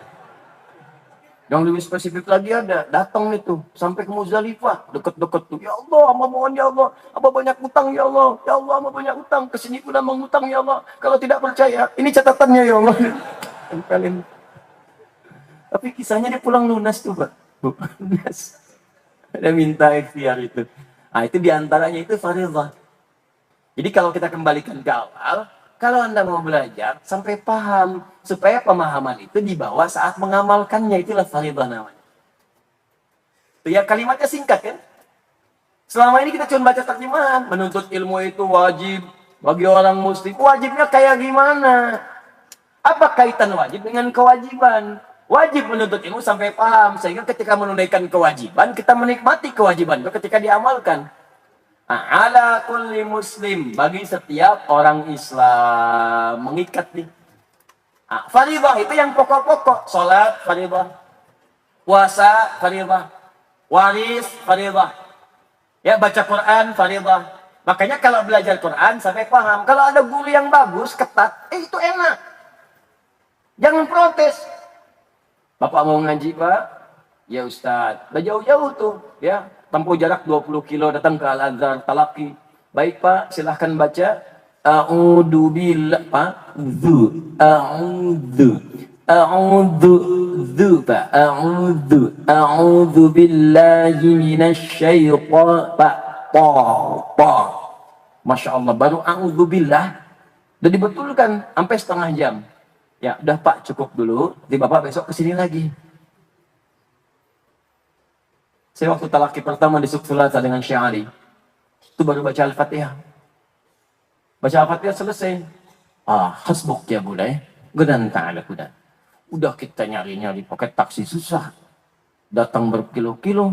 Beasiswa coba kita keluarkan untuk bayar itu, datang ke situ. Nyampe sana, Al-Fatihah suruh balik lagi besoknya. Anda gini dah, dari Palembang datang ke sini, mau talaki Quran, baru tahu, a'udzubillah, Pak pulang lagi ke Palembang, besok sini lagi. Pertanyaan saya, datang lagi nggak? Banyak bapak-bapak sekarang itu berhenti ngaji. Cuman gara-gara dikoreksi 1-2 huruf. Ya, ibu-ibu biasanya lebih sabar tuh. Nggak lulus sekali, jalan lagi. Lulus 2 kali, jalan lagi. Dan seterusnya. Nah, sabar aja Pak Bu. Ternyata guru seperti itu yang hebat. Karena saya baru kemudian mengetahui guru saya itu ingin melihat di mana kemudian kekurangan saya dalam mengucapkan huruf itu. Sehingga diperbaiki pada pertemuan berikutnya. Paham guru saya? Mirip kayak orang mau belajar bahasa Inggris, tes TOEFL. Dicek dulu. Ya, readingnya, writingnya, listeningnya, dan sebagainya. Setelah itu baru diperbaiki dalam kursusnya. Itu guru yang bagus. Makanya kalau Anda sabar belajar Quran itu Quran tuh Allahu Akbar, istimewa, mu'jizat. Anda belajar makhraj, sifat huruf, itu langsung oleh Allah dibantu dari mulai awal sampai akhir. Ini saya contohkan. Al-Baqarah ya. Jadi ada makhrijul huruf, tempat keluar huruf. Cara keluarnya disebut sifatul huruf. Dari mulai hawa sampai dengan mim, bibir, fam. Disingkat nanti 3 huruf mewakili alif, lam, mim. Alif dari hawa, nggak ada sekat. Ada 2 huruf tambah 1 hamzah, ha, a. Ha, nggak ada sekat. Lam di lidah, dari sini ke lidah, la, mim. Mewakili di sini, mim. Ya, ada mim, waw, ba, mim, alif, lam, mim. Perhatikan. Di antara 3 tempat sampai ke sini, makhrajul huruf secara umumnya, ada yang paling sulit, bo. Ada yang paling gampang, a. Di pertengahannya, da. Sa di ujung, da. Agak sedikit ke dalam. Da. Ketika membuka Al-Baqarah, setelah Alif Lam Mim, maka Allah ambil yang pertengahan untuk memudahkan lisan kita berlatih. Dzalikal kitab. Dzalikal kitabu la raiba fi hudal lil muttaqin. Setelah lancar dza dipindahkan ke zi.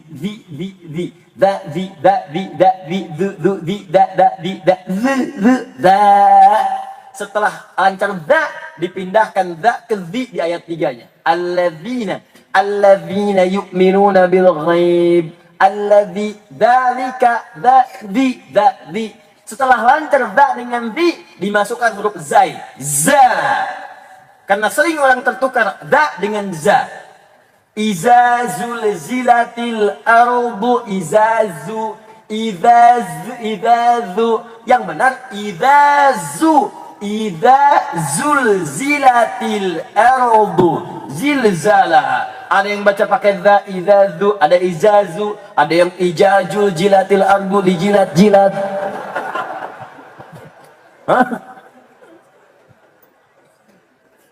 Makanya begitu selesai di dzalikal kitabu la raiba fi hudal lil muttaqin. Alladzina yu'minuna bil ghaibi wa yuqimunas shalah wa mimma za.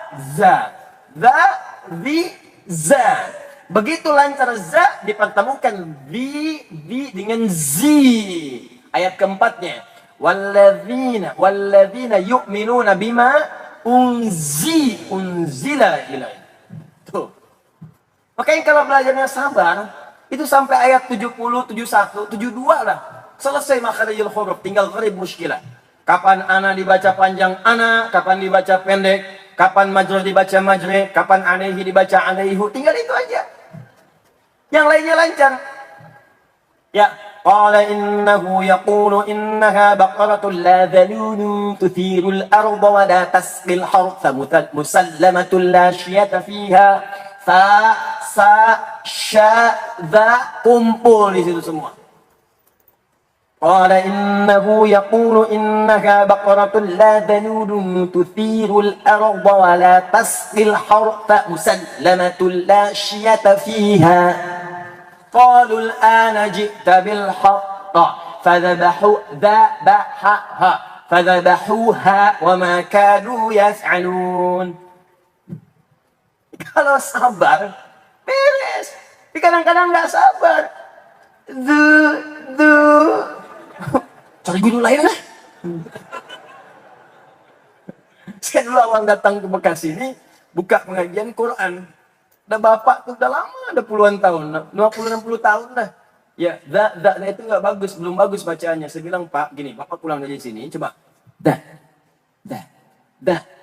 Bapak besok kesini lagi, tapi syaratnya pulang dari sini, bapak kan jalan tuh ke rumah. Ya, bapak dari sini ke rumah, sampai depan rumah. Lakukan itu Pak, besok bapak lancar insya Allah. Dia pulang tuh, sampai rumah dibuka pintu dari sini, bapak pulang,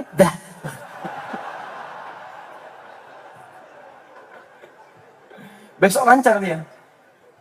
Besok lancar. Itulah faridah. Itulah talab. Coba berapa banyak yang kita amalkan ini? Hah? Kita hafal hadisnya, diulang-ulang, nah SD tahu, tapi maknanya dipraktekkan.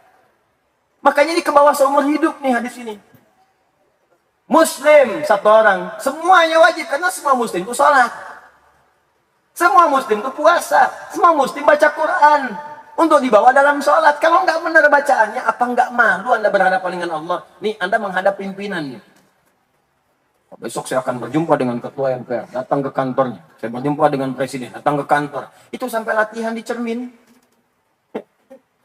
Bapak presiden yang saya hormati, sampai lurus kalimatnya, nggak mau salah. Yang protokol, yang upacara, yang macam latihan. Anda menghadap Allah tiap hari, apa nggak malu bicaranya masih salah di hadapan Allah? Alhamdulillahi Rabbil Alamin. Yang betul. Alhamdulillahi Rabbil Alamin. Salah. Maknanya jauh. Alamin, Tuhan semesta alam. Alamin, orang-orang sakit. Alhamdulillahi Rabbil Alamin. Nggak ada artinya. Ayo coba. Mau sampai kapan? Muslim. Sampai di sini, hadisnya berhenti sebetulnya. Hadisnya berhenti. Karena mudzakkar itu kalau disebutkan tunggal mencakup muannats. Tapi ada sebagian yang nggak paham. Dipahaminya, oh ini untuk laki-laki aja. Ya, karena beda laki-laki dengan perempuan dalam ilmu nahwu itu ditambahkan tak di ujungnya untuk perempuan. Jadi kalau muslim, laki-laki. Kalau ingin jadikan khusus untuk perempuan, tambah tak di ujungnya, muslimah. Mukmin, laki-laki. Perempuan, mukminah. Muhsin, laki-laki. Perempuan, muhsinah. Soim, laki-laki. Perempuan, ada tak di ujungnya. Tak. Nah, kalau dia berdiri sendiri, muslim saja. Di Quran, di hadis muslim. Satu saja. Maka hukumnya mencakup laki-laki dan perempuan. Selesai. Tapi banyak orang juga yang nggak paham. Karena kan nggak semua belajar ilmu nahwu. Tidak semua paham kaidah bahasa Arab. Karena itu perlu keterangan, tafsir, bayan. Dalam rumus bahasa Arab di ilmu nahwu, di antara huruf tafsir itu menggunakan wawu, harfu atfin wa tafsirin. Bisa ataf ikut hukum sebelumnya, bisa tafsir dari kalimat yang akan dijelaskan. Makanya sering dalam kalimat bahasa Arab muncul wawu setelahnya kalimat yang serupa dengan yang awal. Laqad tamma syarhu wal bayanu. Sungguh telah selesai syarah penjelasan tentang ini. Apa itu syarah? Ditafsirkan. Bimakna syarah wal bayan. Faridatul ilmi, talabul ilmi faridatun ala kulli muslim. Selesai. Ada yang bertanya, apakah hanya bagi orang laki-laki aja yang menuntut ilmu? Wa muslimatin. Yang dimaksud laki-laki di sini pun mudzakkar, mencakup pula perempuannya. Di waw di sini jangan diartikan, oh si Hasim salah nih. Katanya ahli hadis, tapi beda dengan hadis. Bukan beliau salah, ente yang belum paham. Jadi kalau tak mampu memahami sesuatu, jangan salahkan orang yang alim. Kalau guru salah, mungkin wajar, namanya manusia. Yang tidak wajar itu murid yang mencari-cari kesalahan guru. Salah nih, katanya pakar, nggak tahu hadis, bid'ah emang. Oh bid'ah, Anda tuh bid'ah. Ya. Jadi kalau belum paham sesuatu tuh gali dulu. Jadi wow di sini yang baca kitabnya ya, yang ada kitab di sini yang udah dibagikan, itu kalau bagi, makanya saya katakan coba sebarkan kopiannya supaya Anda belajar dari situ. Jadi kalau sudah paham, tinggal kemudian tandai di situ. Wow di situ harus tafsir. Ya, wa muslimatin, dan yang dimaksud mudzakkar itu mencakup perempuan juga. Jadi nggak ada beda laki-laki perempuan, Bu. Laki-laki sampai paham, ibu paham juga. Sholatnya supaya sama-sama enak. Jadi di sini wawunya harfu tafsir untuk menerangkan kalimat muslim mencakup juga muslimah. Paham sampai sini? Baik. Terakhir, wa talibil ilmi yustaghfaru lahu. Ya, man fis sama'i wal ardi hatta al-hud allati fil bihar, atau hatta al-hud fil bahar. Kalau di hadis riwayat Ibnu Majah nomor hadis 233, ya, kalimatnya berbunyi wa talibul ilmi yustaghfaru man fis samawati wa man fil ardi hatta al-hitan allati fil bihar. Bentuknya jamak. Di sini mengambil kalimat tunggal hatta al-hud, ya, fil bahar. Semua penuntut ilmu yang menuntut ilmunya seperti ini, kalimat penutup. Kalau Anda datang ke majelis ilmu, belajarnya seperti apa yang digambarkan Nabi tadi. Datang untuk memahami, dipakai ibadah, sama-sama mengevaluasi ibadahnya kepada Allah, jadi lebih baik lagi. Maka sejak Anda berangkat dari tempat kediaman Anda, sampai datang ke majelis ilmu, sampai pulang lagi, itu dimohonkan oleh seluruh penduduk langit dan bumi yang soleh-soleh di hadapan Allah supaya diampuni dosanya. Hatta hitan alati fil bihar, sampai-sampai paus hiu yang ada di lautan. Kalau kita tahu, kata Nabi, mereka memohonkan ampunan bagi para penuntut ilmu. Jadi tiap hari mereka berzikir. Zikir dengan cara yang tidak kita ketahui. Ya Allah ampuni penuntut ilmu, ya Allah. Ya Allah ampuni penuntut ilmu, ya Allah. Bahkan di hadis Ibnu Majah tadi, di awalnya, itu malaikat sampai membentangkan sayapnya sejak Anda keluar dari rumah. Ya, ini bunyi hadisnya, bunyi lengkapnya. An Abi Darda radhiyallahu taala anhu qala Rasulullah sallallahu alaihi wasallam, hadis riwayat Abu Darda semoga Allah meridai kepada beliau menyampaikan dari Nabi sallallahu alaihi wasallam, man salaka tariqan yaltamisu fihi ilma sahalallahu lahu tariqan ilal jannah. Siapa yang menyiapkan dirinya menempuh perjalanan untuk belajar menuntut pengetahuan sampai dia paham untuk mengamalkannya, maka setiap langkah yang dia lakukan akan dijadikan oleh Allah untuk meringankan langkahnya ke surga. Belum selesai. Wa innal malaikata la tadau ajnihataha ridhan li talibil ilmi. Dan kalau Anda tahu, semua penuntut ilmu itu sejak dia berangkat dari rumahnya, malaikat sudah membentangkan sayapnya memberikan ridha kepadanya. Di antara makna ridha adalah memohonkan ampunan kepada Allah. Ya Allah ampuni si fulan, ampuni si fulan. Cuman sifat malaikat nggak ditampakkan supaya Anda tidak kesulitan berangkat ke tempat belajar menuntut ilmu. Kalau malaikatnya tampak, gak jadi Anda balik. Ya. Begitu keluar, tiba-tiba sayap membentang. Siapa? Malaikat maut. Balik lagi. Itu yang kita ambil. Jadi hadisnya sudah lengkap. Di halaman ke-14. Hari ini kita ambil satu hadis dulu saja. Itu pun maknanya sudah luas. Ya, jangan-jangan terlampau banyak, nanti sulit mengamalkan. Lebih baik kita ambil sedikit-sedikit, tapi mudah untuk mengamalkannya. Maka carilah majelis ilmu yang baik. Kesimpulannya, pertama, Nabi SAW menganjurkan kepada umatnya untuk menghidupkan majelis ilmu. Yang kedua, Nabi SAW memberikan petunjuk kepada umatnya agar mempelajari ilmu dengan semangat dan berusaha memahaminya untuk diamalkan dalam kehidupan. Nabi SAW minta pada umatnya untuk mempelajari ilmu dengan semangat dan berusaha mengamalkannya dalam kehidupan. Ketiga, berlaku hukum yang sama bagi muslim pria laki-laki dan perempuan dalam hal menuntut ilmu. Jadi sama-sama mesti semangat, mesti paham dan dipraktekkan dalam kehidupan. Yang keempat, Nabi SAW memberikan jaminan.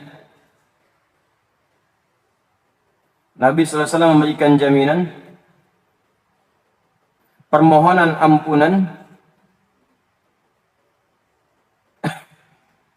bagi seluruh penuntut ilmu,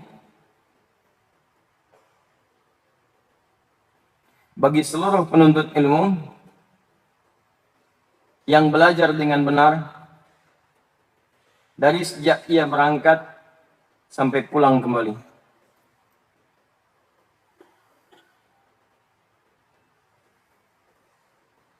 Udah? Baik, yang terakhir, hendaklah para penuntut ilmu mencari tempat belajar, baik formal ataupun tidak. Formal itu maksudnya sekolah, kampus, dan sebagainya. Tidak itu seperti yang kayak di masjid, ya majlis-majlis yang tersebar. Baik formal ataupun tidak, yang bisa menekatkan dia dengan Allah dan memberikan pemahaman yang luas dalam agama. Yang bisa mendekatkan ia dengan Allah dan memberikan pemahaman yang luas dalam agama.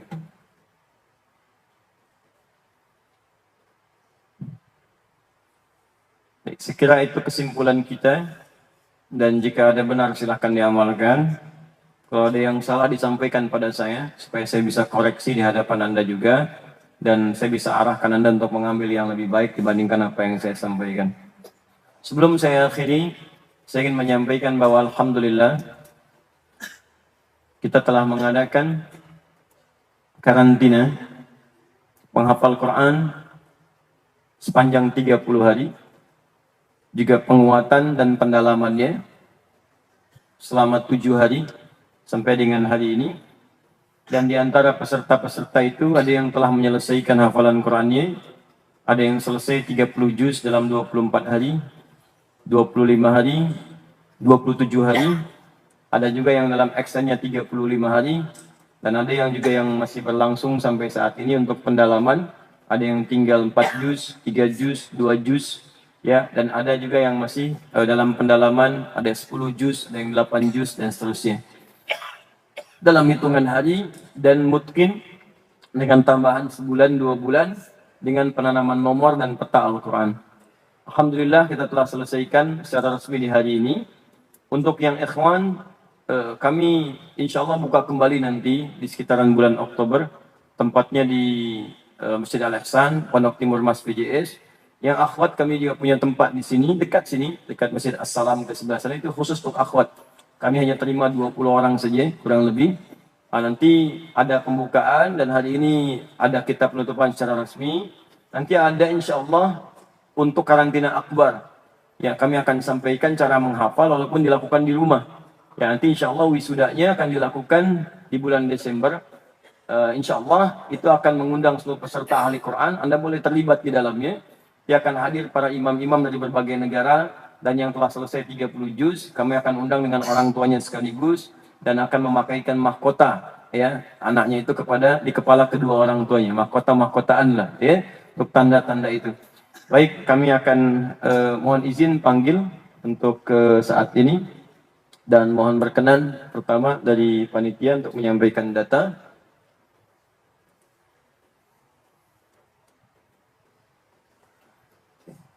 Dari akhwat, ada beberapa yang telah menyelesaikan hafalan 30 juz.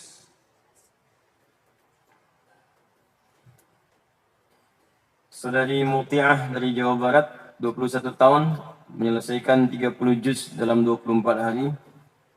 Dan saudari Nur Hafizah dari Banten, usia 20 tahun, menyelesaikan 30 juz dalam 25 hari. Dan Hanan Zakiyah, ya, dari Jawa Barat, usia 15 tahun, menyelesaikan 30 juz dalam 35 hari. Kemudian yang lain masih ada yang bertahap. ada Safinatun Najah, ya usia 16 tahun, yang hari ini juz ke-27, ya di hari ke-36-nya, sebentar lagi selesai. Dan teman-teman yang lain nanti akan extend sampai dengan selesai di akhir bulan ini. Kemudian di Ikhwan ada Ahmad Fakhir Barik Tanjudin, usia 19 tahun dari Jawa Barat, selesai 30 juz ini dalam 25 hari. Ya, kemudian ada Muhammad Ilham Akbar Sepriyadi, ya selesai juga dalam 34 hari, 30 juz. Muhammad Chandra Jumat kemarin juga selesai dalam 35 hari. Dan selebihnya ada yang 24 juz, sekarang 25, 23 juz, dan saya minta selesaikan dulu sebelum kemudian pulang ke tempatnya masing-masing supaya bertemu ibu yang telah mengandung melahirkannya dengan membawa hadiah 30 juz hafalan Qur'annya. Ya, kemudian dari Lampung, di Lampung ini agak unik, agak menarik, ya. Ada yang selesai dalam 25 hari, ya, 30 juz. Kemudian ada namanya Muhammad Khumairi, ada kepala Bank Syariah, saya nggak perlu sebutkan banknya, ya, kepala cabang Bank Syariah, itu ikutan, ya 30 hari dapat setengah Quran lebih, 16 juz, dan sekarang sedang diteruskan sampai 30 juz, ya, supaya dia masuk kantor lagi dengan membawa hadiah Quran 30 juz ini. Ya, insya Allah. Nah, kami akan berikan tanda hari ini untuk memberikan sertifikat kepada yang 30 juz, sekaligus memberikan berita gembira bahwa semuanya insya Allah akan diberikan hadiah untuk berangkat umrah dengan izin Allah Subhanahu wa taala, dan akan disatukan dengan para penghafal Quran yang lain. Ya, dan nanti juga kami cari slot dengan para trainers-trainersnya supaya sama-sama menyetorkan hafalan Qurannya di Masjidil Haram dan di Masjid Nabawi, Masjid Nabi Sallallahu Alaihi Wasallam. Ya, barangkali untuk yang ikhwan saja, mohon berkenan Ahmad Fakhir, ya, Fakhri Barik Tajudin, boleh ke depan. Muhammad Ilham Akbar Sepriyadi, Muhammad Chandra. Nah, yang akhwat barangkali ditetap posisinya di akhwat. Hari ini alhamdulillah hadir bersama kita Bapak Ketua MPR, ya, Ketua Majelis Permusyawaratan Rakyat, Bapak Dr. Zulkifli Hasan. Mohon berkenan Pak Zul untuk bisa memberikan sertifikat pada teman-teman ini. Saya sudah selesai memberikan jasa kepada mereka. Ya, tinggal sertifikatnya barangkali yang berkenan disampaikan oleh Bapak Ketua MPR. Terima kasih Pak Zul. Dan saya akan mohon izin Pak Ketua MPR supaya nanti membawa para penghafal Quran ini ke gedung MPR. Ya, langsung di gedungnya, dan nanti bisa ada di sana. Ini kan Majelis Permusyawaratan Rakyat, kita rakyat boleh ke sana gitu kan. Alhamdulillah. Nah, ini yang 30 juz hafal Quran insya Allah dalam hitungan hari. Dan akhwat juga di belakang ada, ya, ada 3 orang. Mohon izin tidak ke belakang karena di sini banyak ikhwan-ikhwan yang bisa merusak hafalan nanti. Baik, kan kalau ingin diabadikan, Pak Zul.